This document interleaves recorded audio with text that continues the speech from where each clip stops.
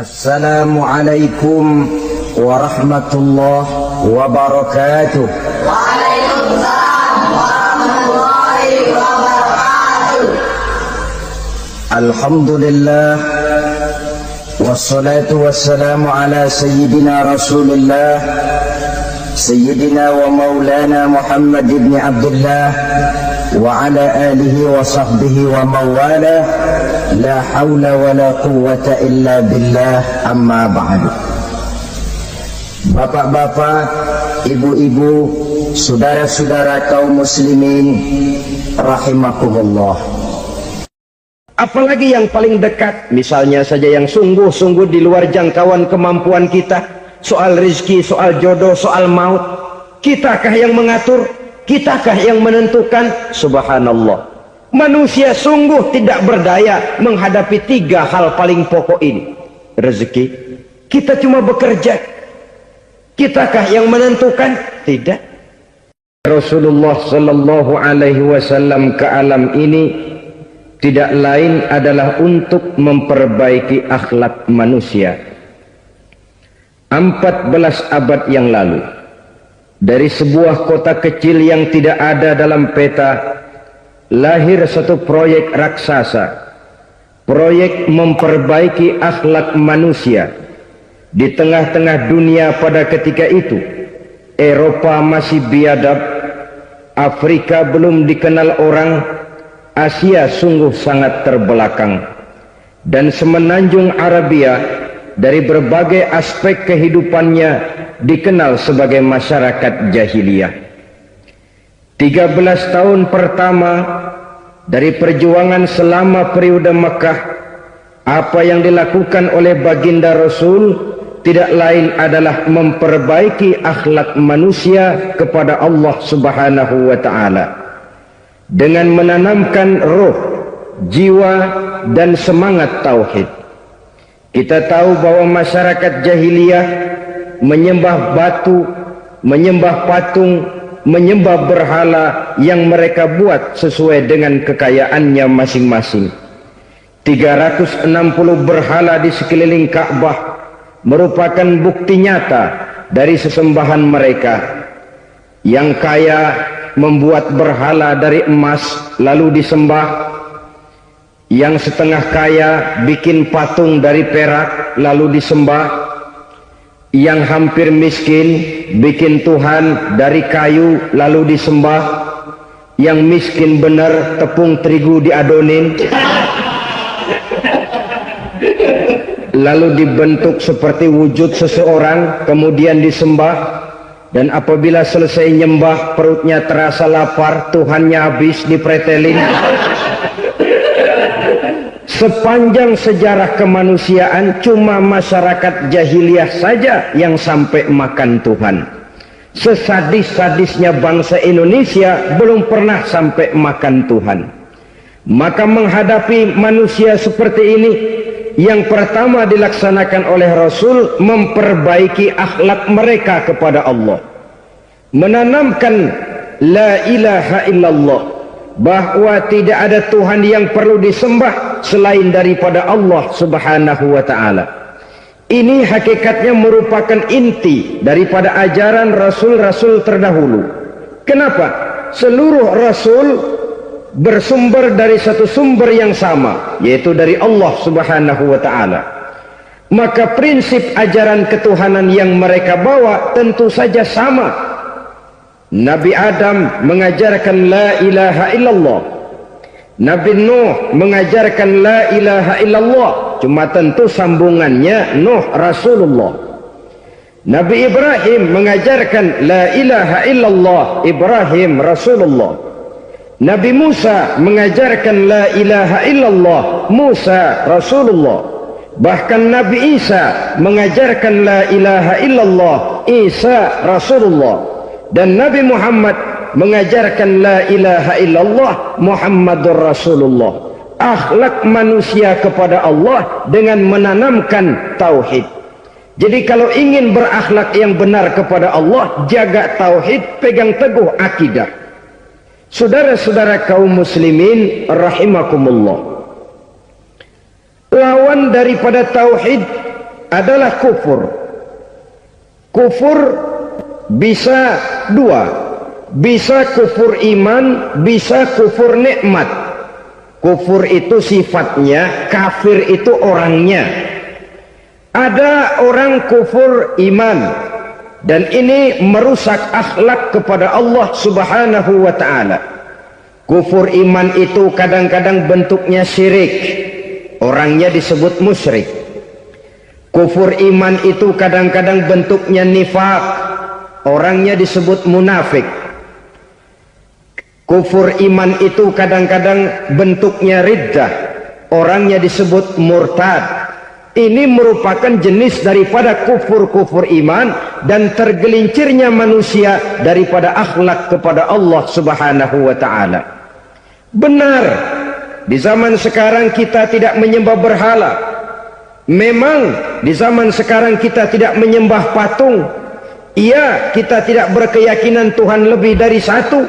Tapi kadang-kadang akhlak kita kepada Allah sering lentur dan luntur, sering bergoyang dan tergoncang, sering kena erosi dan polusi. Bahwa kita tidak menyembah Latta, Uzza, Manat dan Hubal seperti masyarakat jahiliyah dahulu, memang.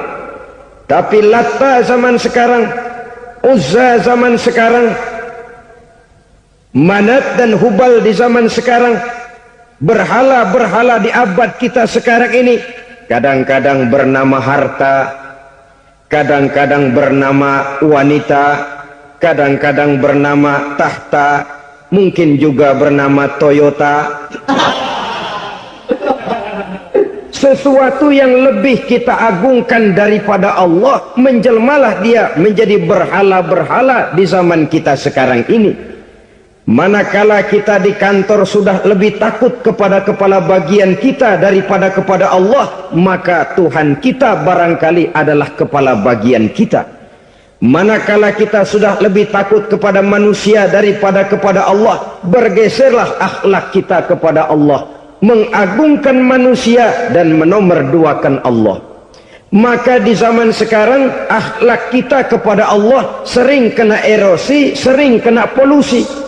Mungkin karena sulitnya lapangan kerja, tingginya tensi ekonomi, persaingan hidup yang makin tajam, sulitnya mencari lapangan kerja, orang kadang-kadang nekat, sedikit pertimbangan, picik pandangan, mudah melakukan potong kompas, sehingga terjadilah perbuatan-perbuatan yang memelencengkan akhlak kita kepada Allah Subhanahu wa ta'ala. Kadang-kadang terjebak mempercayai selain daripada Allah, kadang-kadang terjebak di dalam mengagungkan yang selain daripada Allah lebih dari yang seharusnya. Terkenalah akhlak kita kepada Allah jaringan-jaringan erosi dan polusi.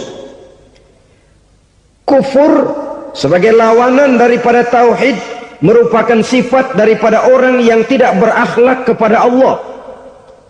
Bentuknya pertama bisa syirik.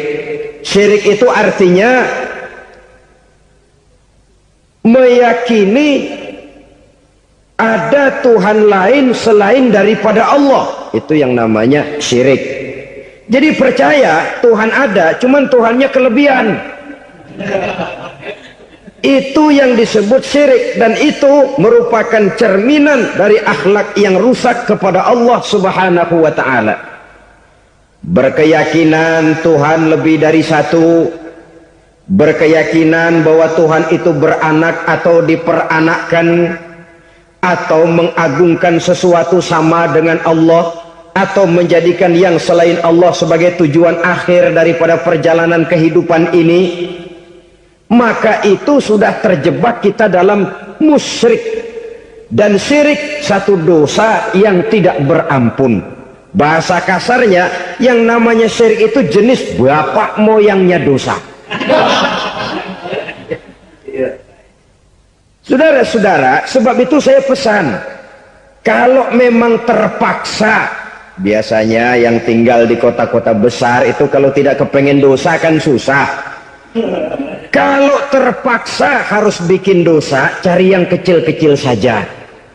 yang kira-kira taubatnya gampang, umpamanya pulang sholat Jumat nukar sendal, umpama yaitu jelas dosa. Tapi dosa yang taubatnya agak mudah, jangan sampai terjebak ke dalam syirik, menyekutukan Allah. Kalau sudah menyekutukan Allah, Allah dimadu, murka benar Allah kepada kita. Innallaha la yaghfiru ayyushraka bih wa yaghfiru ma duna dzalika liman yasha. Allah tidak akan memberi ampun kepada orang yang menyekutukannya dengan sesuatu, tapi Allah mau mengampunkan dosa yang selain itu bagi orang yang dikehendakinya. Jadi orang-orang yang sudah terjebak syirik, menyekutukan Allah, meyakini ada Tuhan lain selain daripada Allah, meyakini Tuhan beranak atau diperanakkan, bagaimanapun baiknya mereka di dunia, bagaimanapun sosial jiwanya, bagaimanapun pemurah tangannya memberikan santunan dan pertolongan kepada orang lain, kalau sudah syirik, seluruh nilai kebaikannya akan tidak ada gunanya lagi, karena tidak ada tempat nilai kebaikan itu bergantung. Sedangkan kita berbuat baik agar diterima oleh Allah. Kalau Allahnya marah kepada kita, siapa yang akan menerima nilai kebaikan itu sendiri? Ini bentuk yang pertama. Yang nyata-nyata menyembah berhala, syirik. Yang nyata-nyata beriktikad Tuhan lebih dari satu, syirik. Atau yang tersamar. Yang tersamar itu yang sering jadi penyakit kita. Saya sejak ada perkutut ini di rumah, perkutut. Saudara-saudara, yang merusak akhlak kepada Allah, yang merusak tauhid setelah syirik, bisa juga berbentuk nifak. Nifak itu sifatnya, orang yang punya sifat nifak disebut munafik.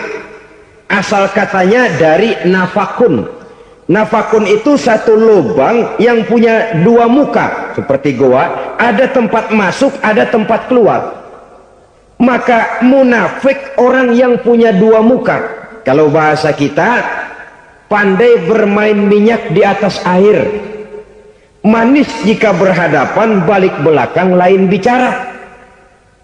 Sehingga apa yang dinamakan nifak, kata Imam Ali Al-Jurjani dalam kitab ta'rifatnya, izharul imanu bil lisan wa kitmanul kufri bil qalbi.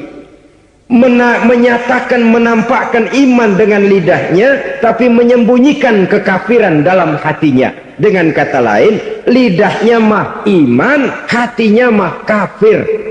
Padahal hati itu yang dilihat, padahal hati itu yang dinilai. Kenapa lidahnya mengaku iman? Ya mungkin karena kepepet, mungkin karena kepentingan, mungkin karena ingin mencari kelemahan orang, lalu dia pura-pura beriman. Tapi sesungguhnya hatinya kufur.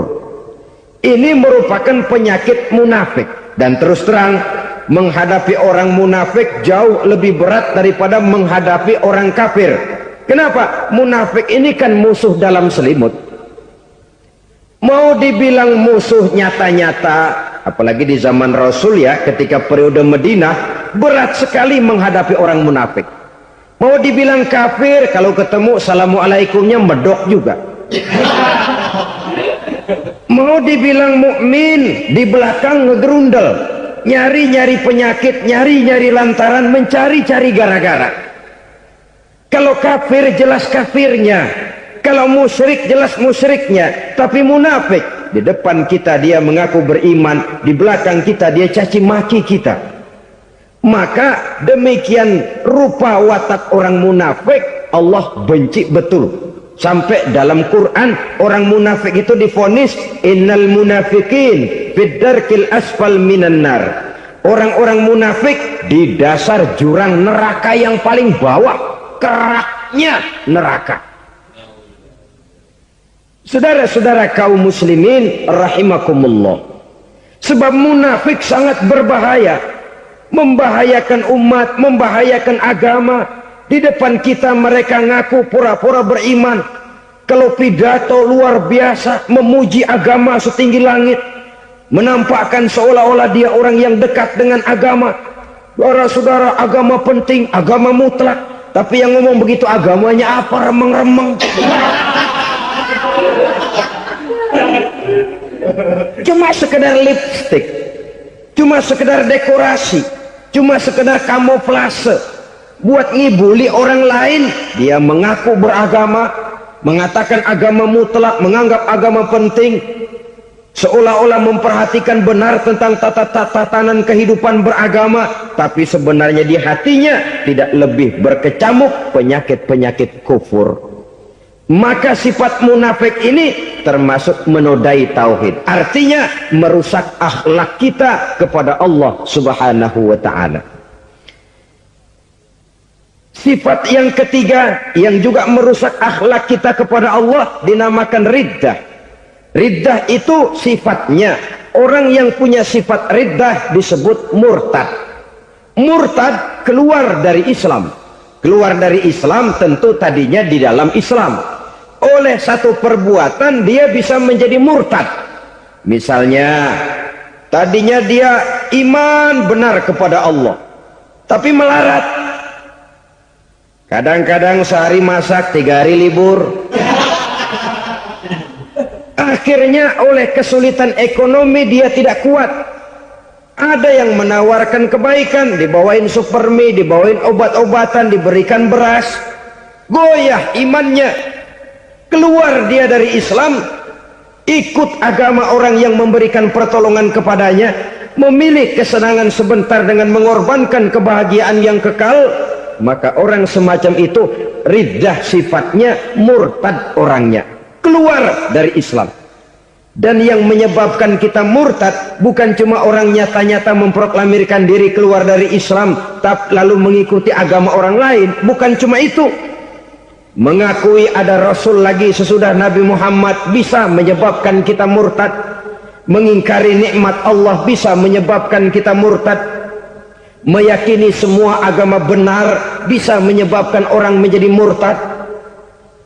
Meragukan kesempurnaan dan kelengkapan Al-Quran bisa menyebabkan orang jadi murtad. Mengingkari sunnah bisa menyebabkan orang menjadi murtad. Banyak hal-hal yang bisa mendatangkan penyakit riddah dan membuat pelakunya menjadi murtad. Dan ini menodai akhlak kita kepada Allah Subhanahu wa ta'ala. Itu tadi kufur iman, saudara-saudara. Nyata-nyata mengingkari Allah, baik dalam bentuk syirik, nifak, ataupun riddah. Kufur yang kedua dinamakan kufur nikmat. Apa itu kufur nikmat? Sitru ni'matil mun'im au ya'malu fi mukhalafatil mun'im. Menutup-nutup nikmat Allah atau melakukan perbuatan yang menentang, bertentangan dengan kehendak yang memberikan nikmat. Jadi kufur nikmat pertama, nutup-nutupin Tuhan. Tuhan jalingin. Duit lu banyak amat, dari mana? Gua kerja. Lalu kerjanya nomor 1. Orang yang berakhlak kepada Allah, dia akan menjawab, kamu uangnya kok banyak, dari mana? Rezeki dari Allah. Caranya, saya kerja. Kerja itu cara, rezeki itu dari Allah datangnya. Bukankah di zaman sekarang kita sering terpleset? Ini merupakan cerminan dari rapuhnya akhlak kita kepada Allah Subhanahu wa ta'ala. Karena usaha saya memang, karena saya peras keringat banting tulang, tentu. Tapi sadarkah kita bahwa sepanjang yang bisa kita lakukan cuma berusaha, peras keringat banting tulang, pergi pagi pulang sore. Tapi bisakah kita memastikan hasil usaha kita? Apalagi yang paling dekat, misalnya saja yang sungguh-sungguh di luar jangkauan kemampuan kita, soal rezeki, soal jodoh, soal maut. Kitakah yang mengatur? Kitakah yang menentukan? Subhanallah. Manusia sungguh tidak berdaya menghadapi 3 hal paling pokok ini. Rezeki, kita cuma bekerja. Kitakah yang menentukan? Tidak. Kita berusaha saja, rezeki belum pasti dapat. Apalagi kalau kita tidak berusaha. Jangan terjebak dalam fatalisme. Belum perang udah nyerah. Emang dasar rezeki datangnya dari Tuhan, nggak usah kerja dan terju. Kalau dia datang. Dari mana datangnya? Kerja saja belum tentu dapat rezeki, apalagi kalau tidak kerja. Yang jelas usaha perlu kepastian, itu urusan Allah. Ini akhlak kepada Allah Subhanahu wa ta'ala. Jodoh juga begitu. Kita berusaha, kita berupaya, Allah menghendaki lain jadinya. Maut juga begitu. Siapa sih yang pengen ngadepi maut? Siapa sih yang pengen mati? Siapa sih yang pengen ketemu malaikat Israel? Tidak seorang pun kalau ditanya, kecuali mereka yang putus asa ya. Kalau otaknya masih normal, mau mati mesti belakangan dulu dikit. Tapi yang satu itu saudara, kalau dia sudah datang, tenaga mana yang bisa menolak? Kalau dia sudah berkunjung, kekuatan mana yang bisa menghindar? Kalau dia sudah ingin bertemu, kemana kita bisa melarikan diri? Manusia sepanjang yang dia lakukan hanya berusaha, tapi kepastian, ketentuan dari Allah Subhanahu wa ta'ala. Orang yang kufur nikmat, nutupin Allah. Dia merasa rezekinya adalah mutlak peras keringatnya, seolah-olah Allah nggak punya peranan apa-apa di situ. Oh, ini kan saya bisa rumah begini karena saya kerja keras. Oh, ini mobil saya begini saya kerja keras. Peras keringat, banting tulang, keras.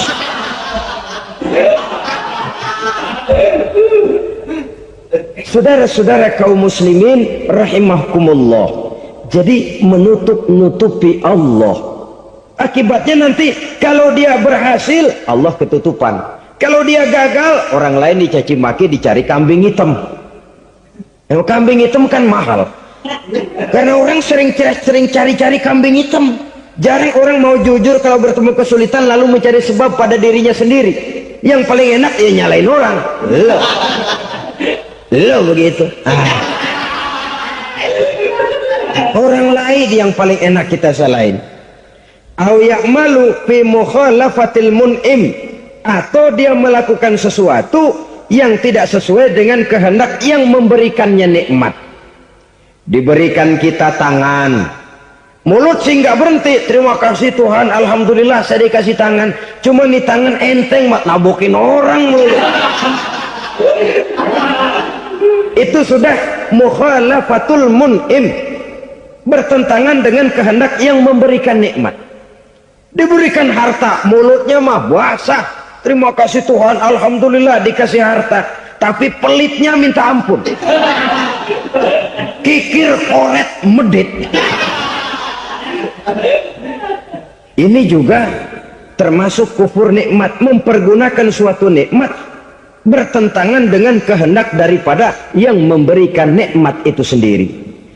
Saudara-saudara kaum muslimin rahimakumullah, oleh karenanya kufur iman memang lebih bahaya daripada kufur nikmat. Tapi jangan lupa, kufur nikmat bisa menyeret orang kepada kufur iman. Nah kalau Allah udah dialingin, Tuhan sudah dinomor duain, lama-lama kenapa dia tidak mendewakan dirinya sendiri? Mendewakan pangkatnya, mendewa-dewakan otaknya, mendewa-dewakan kemampuannya.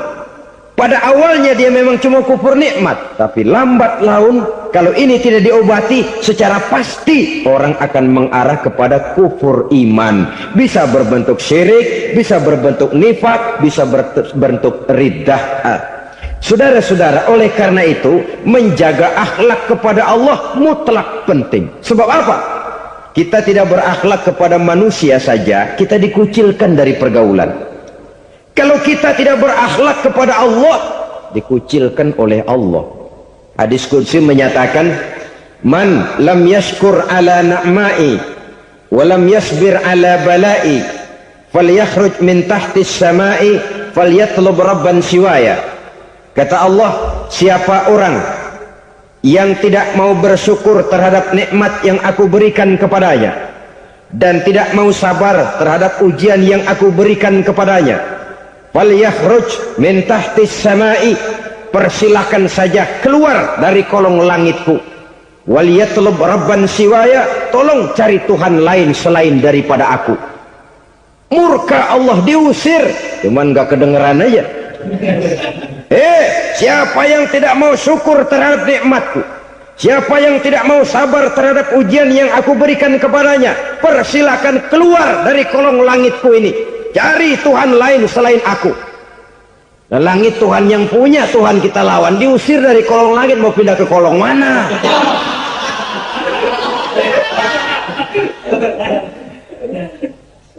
Jadi jangan merasa kufur nikmat kan enteng. Iya, kelihatannya begitu, tidak sebahaya kufur iman. Tapi kufur nikmat ini merupakan anak tangga yang kalau kita sudah mulai naik, kita akan naik terus sampai kepada tingkat di mana kita mengalami kufur iman. Kalau sudah ke sana, maka akhlak kita kepada Allah terkenalah erosi, terkena polusi, hancur akhlak kepada Allah, dan itulah sumber kesengsaraan abadi. Kalau cuma kita tidak berakhlak kepada manusia, barangkali resikonya cuma kehidupan di dunia ini. Mungkin juga ada kehidupan akhirat. Tapi kalau sudah tidak berakhlak kepada Allah, dunia akhirat kita rugi dan celaka. Maka pada kesempatan ini saya mengajak, marilah jaga baik-baik akhlak kita kepada Allah.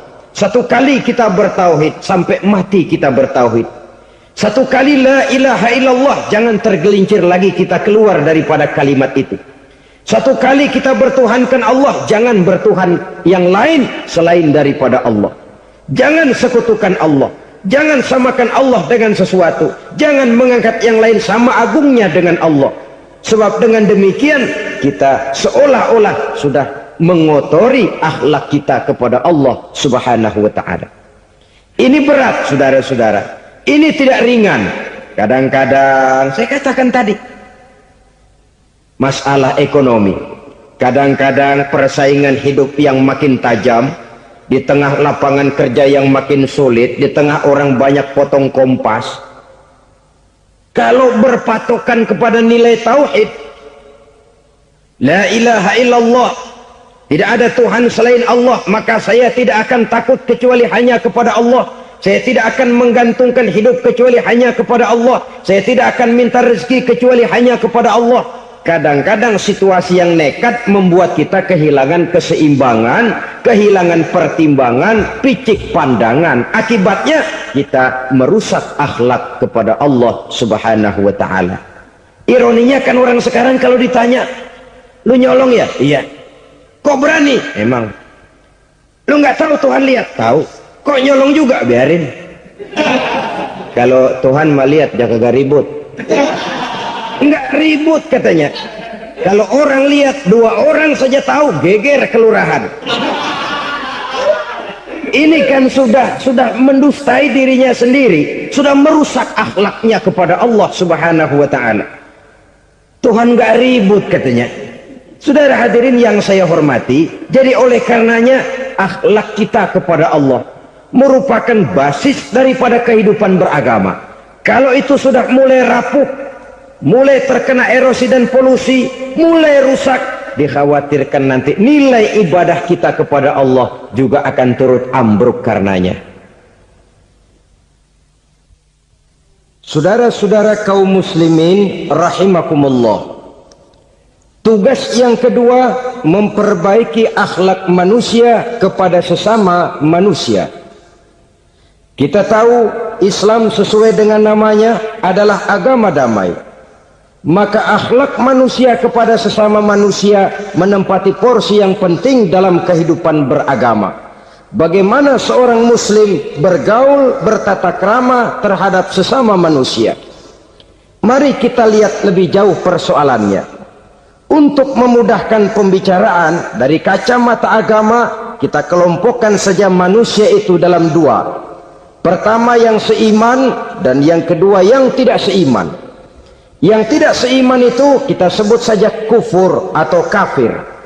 Nah, kepada yang kafir pun kita diajarkan untuk berakhlak, apalagi kepada yang memang nyata-nyata seiman, sekeyakinan, seakidah. Kemanapun Islam datang, ke negara manapun ia masuk, ia tidak menaburkan kerusakan. Jadi tidak benar kalau orang pernah itu menggambarkan saking sentimennya seorang orientalis pernah menggambarkan Nabi Muhammad di tangan kirinya Quran, di tangan kanannya pedang, menggambarkan seolah-olah Islam dikembangkan dengan kekerasan. Sebenarnya tidak sama sekali. Kalaupun dalam sejarah perkembangan Islam pernah terjadi perang, maka perang dalam Islam sesungguhnya apabila kita amati sejarahnya bukan untuk memaksakan agama, karena memang agama tidak bisa dipaksakan, tetapi justru untuk mempertahankan agama dari segala macam hambatan, rintangan, hinaan dan fitnahan. Tapi kemanapun yang jelas Islam masuk, dia tidak pernah membuat kekacauan, kerusuhan ataupun penghancuran. Candi Prambanan bahkan dipugar, gereja-gereja tidak ada yang dihancurkan oleh umat Islam. Kenapa? Islam agama damai. Soal agama, soal lakum dinukum waliyadin, la ikraha fid din, qad tabayyana ar-rusdu minal ghayy. Tidak ada paksaan dalam beragama, sebab nyata yang benar dengan yang tidak benar. Belum pernah ada orang kafir masuk ke perkampungan orang Islam lalu dikejar-kejar, diteriakin kafir, kafir, sunatin.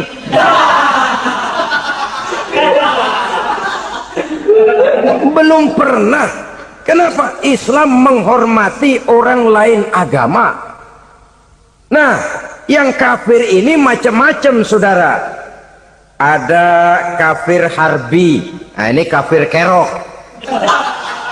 Ini kafir yang nyata-nyata memproklamirkan permusuhan kepada umat Islam, nyata-nyata mengganggu ketenangan umat Islam. Kafir yang seperti ini yang boleh diperangi. Misalnya kita mau sembahyang Jumat dijagain, nggak boleh sembahyang Jumat, getok palanya. Kafir harbi artinya tantangan perang datang dari mereka, bukan kita yang mulai, mereka yang buka front. Prinsipnya umat Islam tidak boleh mencari-cari musuh, tapi pun tidak boleh lari kalau ketemu musuh. Musuh jangan dicari, ketemu jangan lari. Karena itu kesan seolah-olah umat Islam ini teroris, umat Islam ini destroyer, umat Islam ini sering menimbulkan keonaran, kerusakan, sungguh satu fitnahan yang sangat keji. Umat Islam adalah umat yang cinta damai. Islam di masa perkembangannya masuki Eropa melalui Selat Gibraltar, Jabal Tariq, memasuki Spanyol. Islam tidak pernah meruntuhkan gereja, Islam tidak pernah membunuh orang-orang Nasrani. Bahkan Islam mewariskan peradaban dan kebudayaan yang begitu tinggi nilainya di bidang ilmu pengetahuan, sampai ketika itu Barat banyak mengkaji ilmu pengetahuan dari dunia Islam. Buku-buku berbahasa Arab diterjemahkan ke bahasa Yunani, dipelajari oleh para cendekiawan di negeri Barat sana. Mereka mengambil manfaat yang banyak dari masuknya Islam ke Eropa. Sementara gereja tetap berdiri dengan megahnya, kuil-kuil tempat peribadatan tidak satupun yang diusik-usik. Kenapa? Islam agama yang cinta damai. Asal dia tidak diganggu, asal kehormatannya tidak dihinakan. Jadi kafir harbi, kafir yang nyata-nyata nantang perang, ngajak berkelahi. Itu kafir yang nyari penyakit. Kafir harbi ini boleh diperangi dengan catatan mereka yang memang mulai. Yang kedua kafir zimmi. Kafir zimmi, kafir yang hidup di tengah mayoritas muslim, tapi mereka mau hidup dengan aman, damai, tenang. Mereka wajib dilindungi. Bahkan Nabi pernah memberikan satu jaminan, man aza zimmiyan faqad azani. Siapa yang mengganggu orang kafir zimmi sama saja dengan mengganggu saya. Kehormatannya dijaga, harta bendanya dilindungi, anak istrinya pun dilindungi. Dan ini jadi kenyataan. Saudara bisa lihat di negara-negara yang mayoritas penduduknya beragama Islam, orang-orang kafir di luar Islam hidup dengan tenang, aman, damai. Di Saudi Arabia, di luar tanah haram, di luar Mekah dan Madinah, banyak orang-orang kafir mencari nafkah. Mereka tenang, aman, dilindungi undang-undang. Begitu di Mesir, begitu di negara Indonesia yang berdasarkan Pancasila ini. Kehidupan beragama menimbulkan gairah, rukun, tenang, aman, damai, sepanjang tidak saling ganggu, tidak saling usik, menghargai orang yang sudah beragama, tidak menjadikan penganut suatu agama sebagai sasaran dari dakwah agama lainnya. Saudara-saudara kaum muslimin rahimakumullah. Jadi memang oleh Al-Quran kita dianjurkan asidda alal kuffar ruhama bainahum, tegas kepada orang kafir, kasih sayang kepada sesama muslim. Tapi tegas bukanlah berarti marah-marahan, bukan berarti musuh-musuhan, bukan ngajaki perang. Tegas dalam arti punya garis tentang kehidupan beragama, lakum dinukum waliyadin. Soal kehidupan sosial, mari kerjasama. Bangun jalan, ayo rame-rame. Siskamling, mari bebarengan. Bikin puskesmas, mari sama-sama. Tapi kalau sudah soal agama, itu tidak perlu ada toleransi agama. Yang perlu toleransi antar umat beragama. Kalau umatnya mau kerjasama silakan, tapi tidak menyangkut soal ibadah. Jangan kerjasama di bidang ibadah. Itu kerjasama yang salah pasang, saudara-saudara. Sehingga dengan demikian toleransi adalah menyangkut kehidupan antar umat beragama. Sedangkan agama sendiri punya kapling yang nyata. Sehingga dengan demikian tegas kepada orang kafir dalam arti kita punya satu kepribadian. Tidak ngambang. Enggak, lalu kalau ditanya orang, sebenarnya agama lu apa sih? Ah, gua mah gimana musimnya aja. Agama pakai musim kayak rambutan. Akhirnya ya begitu, musim-musiman. Ke masjid kelihatan, ke gereja hayo, ke candi nongol, ke apa? Bingung malaikat bagaimana nyatetnya nih bocah ini. Di mana aja ada. Kita punya satu kepribadian. Saya muslim dan garis saya ini, lakum dinukum waliyadin. Bagi Tuhan persilakan agama Tuhan, bagi kami agama kami. Kami hormati Tuhan, Tuhan hormat kepada kami. Tapi soal agama, kaplingnya jelas. Kerjasama, mari urusan muamalah, bidang sosial. Yuk kita siskamling sama-sama dengan orang lain agama. Mari jaga kerukunan, kesatuan, persatuan, kekompakan. Perbaiki jalan yang rusak, mari sama-sama. Mendandani jembatan yang runtuh, mari sama-sama. Tapi sembahyang, kaplingnya lain-lain. Sebab Nabi juga dulu pernah ditawarkan begitu loh sama kafir jahiliyah dulu, Quraisy itu. Sudah Muhammad, sekarang begini saja, kita join aja daripada marah-marahan. Hari ini saya oke menyembah Tuhanmu Allah, besok gantian kamu menyembah Tuhan kita Latta, Uzza, Manat dan Hubal. Turun, qul ya ayyuhal kafirun la a'budu ma ta'budun. Soal ibadah kaplingnya jelas, tidak boleh dicampur adukkan. Sebab kalau tidak, kita akan mulai kehilangan identitas diri. Dan disitulah krisis kehidupan keyakinan beragama dimulai. Dari krisis identitas. Hujan gede kan mulainya gerimis dulu. Di mana-mana ya gerimis dulu. Gerimis makin lama makin gede. Kita akan mulai dengan kehilangan identitas diri. Dari sana nanti kita malu mengakui keislaman kita. Kalau orang Islam malu mengakui keislamannya, ini kan ironi, menyedihkan. Ngakui Islamnya saja malu, menonjolkan keislamannya malu, tidak ada rasa bangga beragama. Padahal ini modal dasar. Hanyalah dengan rasa bangga beragama kita lalu konsekuen. Bukan bangga yang tidak konsekuen. Wah, pokoknya kan gua kan Islam. Agama yang paling benar. Tapi hidupnya sendiri jauh dari tuntunan Islam. Itu bangga yang tidak beralasan. Bangga yang tidak perlu dibanggakan sebenarnya. Kebanggaan yang membuat kita konsekuen dan dekat dengan kehidupan beragama. Jadi dengan demikian saudara-saudara, kepada non-muslim kita juga harus berakhlak. Bukankah ini sudah dicontohkan oleh Rasul? Bagaimana beliau disambiti orang di Taif, yang menyambiti malah didoakan. Bagaimana Suraqah mau membunuh beliau, malah Suraqah didoakan. Bagaimana Abu Jahal dan Abu Lahab saking mangkalnya. Ini Abu Jahal pernah gali lubang di kamarnya sendiri, di depan tempat tidurnya. Setelah dia gali lubang, ditutupin pakai keraras korma. Lalu dia tarik selimut, belagak meriang. Dia pesan pesuruhnya, bilangin Muhammad encangnya meriang. Pamannya sakit, minta ditengokin. Nabi dengan segala husnuzonnya berangkat nengokin. Abu Jahal dari balik selimut ngintip. Itu dia Muhammad, itu dia tuh. Dia tuh, masuk Dani, masuk. Mulai dia jalan, senang Abu Jahal. Terus dah. Begitu ke pelosok, masuk ke lubang, gue pendem terus lalu. Memang niatnya mau mencelakakan Nabi. Sudah tinggal beberapa langkah lagi Nabi akan berjalan ke arah lubang itu. Malaikat Jibril ngasih tahu, Muhammad, Abu Jahal pamanmu cuma pura-pura sakit. Di depan tempat tidur itu ada lubang sudah dia gali untuk menjerumuskan kamu. Sudah balik pulang. Balik badan Nabi. Sudah hampir mau melangkah, kakinya malah muter pulang. Abu Jahal yang lihat Nabi sudah hampir jatuh nggak jadi, balik pulang. Lupa kalau lagi sakit. Udah Muhammad buruan sini. Nabi ke pintu, dia kejar. Dia lupa sama lubang yang dia gali. Begitu dia kejar, dia yang ke pelosok masuk ke dalamnya.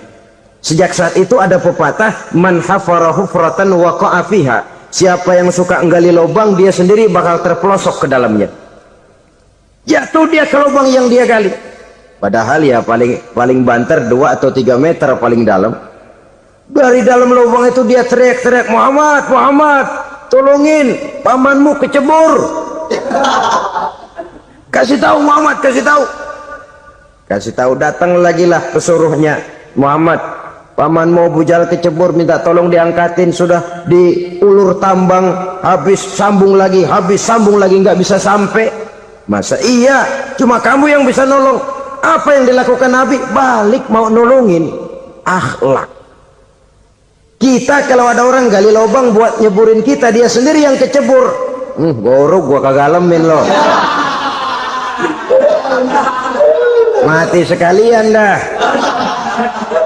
Nabi mah enggak, balik nolongin tuh Abu Jahal. Kenapa paman kecebur? Iya Muhammad, tolong, tambang udah diulur-ulur, sambung-sambung nggak sampai. Aduh kasihan paman, nih pegang tangan saya. Nabi cuma ulurin tangan, nyampe dipegang oleh Abu Jahal. Diangkat ke atas. Nyampe atas, apa kata Abu Jahal? Tambang bergulung-gulung nggak nyampe, kamu cuma pakai tangan doang kok bisa Muhammad, hebat banget sihirmu. Mukjizat dia bilang sihir, udah ditolongin nyelak lagi, kan yang enak kita injak palanya. Orang dulu bilang mah katanya nolongin anjing kejepit, udah selesai ditolongin malah yang nolong digigit. Saudara hadirin yang saya hormati, kepada orang-orang kafir kita harus berakhlak, menghormati mereka, tidak memaksakan satu keyakinan dalam batas-batas yang ditolerir oleh agama, yaitu pada masalah-masalah sosial dan muamalah. Itu kepada non-muslim, apalagi kepada sesama muslim. Baik akhlak kepada orang tua, akhlak kepada guru, akhlak kepada jiran atau tetangga, itu semua termasuk dalam akhlak kepada sesama manusia. Akhlak kita kepada orang tua, kadang-kadang kita orang timur ini ketularan orang barat. Engkongnya dianggap CS, salaman main kedet aja halokong, engkongnya bahalo dibengong. Saudara-saudara kaum muslimin rahimakumullah, akhlak yang tua kepada yang muda, akhlak yang muda kepada yang tua, kepada jiran dan tetangga, kepada sanak famili dan handai tolan, pendeknya kepada sesama muslim. Tetangga ada haknya, ada hak tetangga yang kalau kita berakhlak itu harus dipenuhi. Contoh kecil, kalau saya beli radio, itu saya dong boleh berpikir, ini radio saya beli pakai uang saya setel di rumah saya, sekeras-kerasnya ada apa sama orang lain? Radio gua, yang beli gua pakai duit gua, gue setel di rumah gue, ada urusan apa sama orang lain? Itu kalau menurut saya. Tapi tetangga sebelah saya kan bisa juga ngomong begitu, mata gue, Yang ngantuk gue tidur di rumah gue. Kenapa suara radio lu masuk kemari? Ketika itulah lalu kebebasan saya nyetel radio dibatasi oleh kebebasan tetangga saya yang mau tidur. Ini sudah akhlak namanya. Umpamanya lagi ada Nabi ajarkan, iza tobakhta maraqatan fa'akthir ma'aha wa ta'ahad jiranaka. Kalau kamu masak sayur, banyakin kuahnya, bagiin tetangga kamu. Bukan bagiannya itu yang jadi soal, tapi akhlak kepada tetangga. Udah tahu tetangganya kelaparan, diseksa, goreng ikan asin, se-RW baunya ngayap, kembang kempis orang nungguin. Saudara hadirin ma'asyiral muslimin rahimakumullah. Jadi dengan demikian, kalau sudah kembali kepada orang-orang yang nilai imannya sama dengan kita, apapun organisasinya, apapun baju yang mereka pakai, kaos yang mereka pakai, jaket yang mereka pakai, kalau sudah seakidah, seiman, jaga akhlak kita. Pendapat boleh berbeda, kaos boleh tidak sama, jaket boleh beraneka warna, bendera boleh beragam-ragam, tapi ukhuwah Islamiyah ini utamakan. Adalah lebih baik mencari persamaan dalam kehidupan dan bukan memperbesar perbedaan. Hanyalah dengan mengembangkan nilai-nilai akhlak semacam ini, toleransi tidak hanya diperlukan kepada yang non-muslim, kepada sesama muslim pun toleransi. Artinya apa? Jangan memponis amalan orang lain. Yang usolli, yang tidak usolli, berjalanlah menurut keyakinannya masing-masing. Jangan lalu memponis, itu namanya nggak toleransi. Kamu nggak pakai usolli ya? Enggak. Brengsek. Kamu pakai usolli ya? Iya. Bid'ah. Lah dua-duanya kagak yang benar. Kalau yang sembahyang kagak benar, bagaimana yang kagak sembahyang? Apa itu yang benar? Toleransi, setuju dengan perbedaan pendapat, jangan memponis amalan orang lain, karena kita hanya beramal, hak menerima adalah Allah subhanahu wa ta'ala. Jangan sebentar-bentar mencap bidah dolalah, benar, neraka. Kayaknya neraka kapling orang tuanya kali. Gampang bener masukin orang ke neraka. Kita kadang-kadang bisa toleransi dengan orang luar, tapi kepada sesama muslim toleransi tidak sanggup kita adakan. Mengklaim merasa kita yang benar, orang lain salah semua, itu tidak toleransi namanya. Mentang-mentang jadi ustadz, nih satu-satunya ustadz di sini ya, semuanya mesti ngaji kemari. Kalau nggak ngaji kemari Islamnya kurang tapi benar. Toleransi. Saudara-saudara kaum muslimin rahimakumullah, lapang dada menghargai orang yang berbeda pendapat, apalagi kalau perbedaan pendapat itu menyangkut hal-hal yang tidak prinsipil, menyangkut hal-hal yang sekunder dalam kehidupan beragama, menyangkut masalah-masalah yang dalam bahasa fikih disebut soal-soal furu'iyah. Tidak usah menyebabkan kita bersih tegang. Kepala sama hitam pendapat boleh berbeda dan halal. Bahkan Nabi mengatakan ikhtilafu ummati rahmatun. Perbedaan pendapat di kalangan umatku bahkan menjadi rahmah, sepanjang perbedaan pendapat itu diiringi dengan rasa toleransi. Tapi kalau sudah main baku hantam, main klaim, memponis orang lain, akhirnya timbullah keretakan. Jangan heran kadang-kadang satu masjid dua kelir.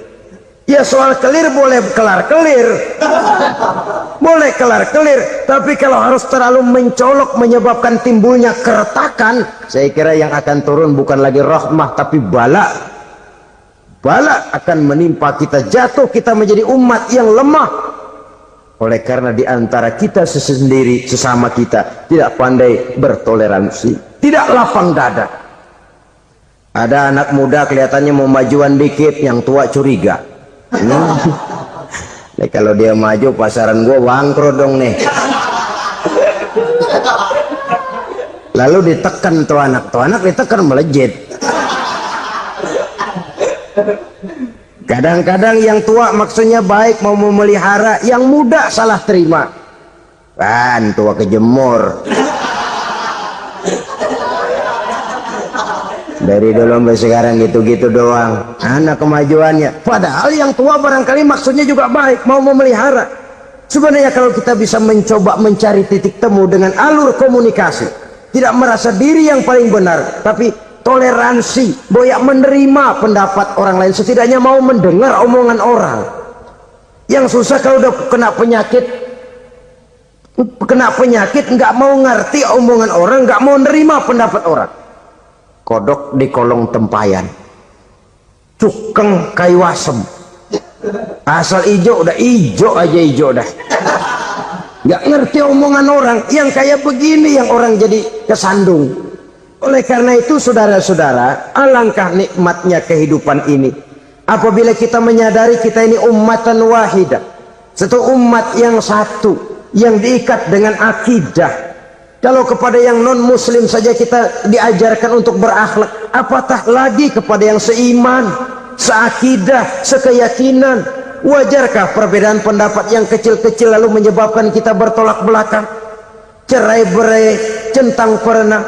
Bila bertemu di jalan yang satu menyisih ke kiri, yang lain menyingkir ke kanan. Kalaupun juga bercampur di tengah kumpulan orang banyak, persis air dengan minyak. Yang atu melengos, yang atu madep mojok. Orang lain senyum, dia mau pada manyun. Saudara-saudara kaum muslimin rahimakumullah, realita ini walaupun tidak enak, pahit, tapi masih hidup di sebagian masyarakat kita. Ini yang perlu kita atasi. Soal toleransi kepada orang lain, sejarah sudah membuktikan. Mari kita jangan cuma bisa mengajak orang lain, umat lain untuk bertoleransi dengan kita, tapi kepada sesama kita. Toleransi ini perlu kita tegakkan, perlu kita bina, terutama di dalam kita menuju bentuk ideal daripada konsep ukhuwah Islamiyah ini, yang memang selalu kita akan cari bentuk-bentuk idealnya sejalan dengan perkembangan situasi dan kondisi yang dihadapi oleh umat. Perbedaan organisasi, perbedaan kepentingan organisasi tidak seharusnya menyebabkan kita merasa meremehkan orang lain dan mengangkat diri, mengklaim diri sebagai yang ter. Jadi dengan demikian, apabila yang pertama tadi akhlak kepada Allah dinamakan hablum minallah, maka yang kedua ini merupakan hablum minan nas. Jikalau baik akhlak kita kepada Allah, baik akhlak kita kepada manusia, nikmat rasanya menjalani kehidupan.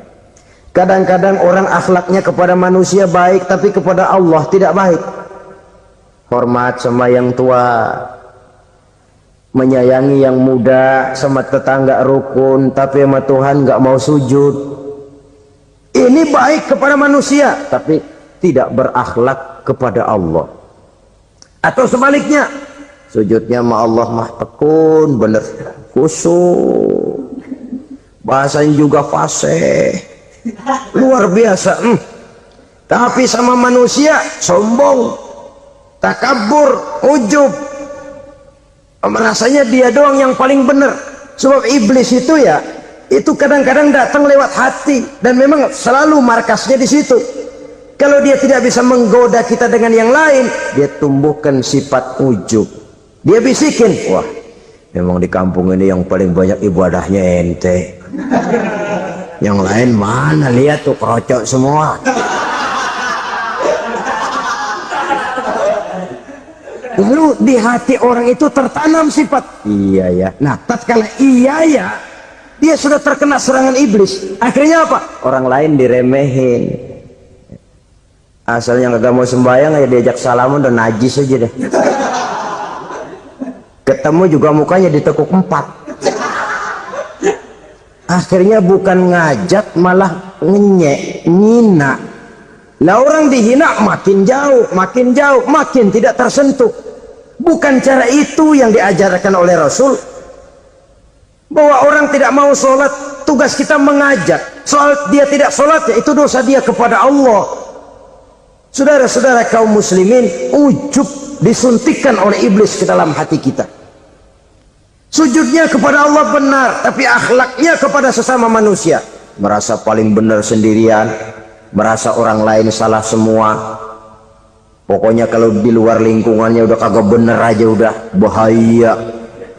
Saudara-saudara, ini juga penyakit yang disuntikan oleh iblis. Sebab iblis itu tipu dayanya luar biasa, strateginya lihai. Makin tinggi kualitas iman, ya makin berat upaya iblis untuk menjerumuskan kita.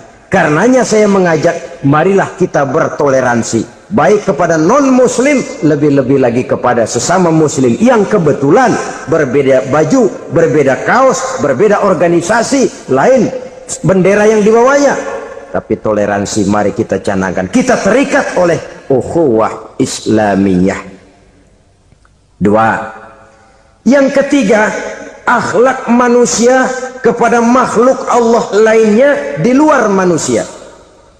Islam, saudara-saudara, dengan berakhlak kepada Allah, berakhlak kepada sesama manusia, berakhlak kepada makhluk Allah di luar manusia, baik flora maupun fauna, maka mudah-mudahan akan terciptalah satu ekosistem, satu lingkungan hidup yang membuat kita nikmat menjalani kehidupan ini. Inilah saja yang kita bicarakan pada pertemuan kali ini. Terima kasih atas segala perhatian, mohon maaf atas segala kekurangan. Marilah kita membina nilai-nilai akhlak walaupun berat tantangannya. Sungguh lebih baik rakyat rendah yang berakhlak tinggi daripada pejabat tinggi yang berakhlak rendah. Karena nilai manusia pada akhirnya ditentukan oleh akhlaknya itu. Mau sukses di masyarakat, mari kita utamakan akhlak. Usikum wa nafsi bitaqwallah. Wassalamualaikum warahmatullahi wabarakatuh.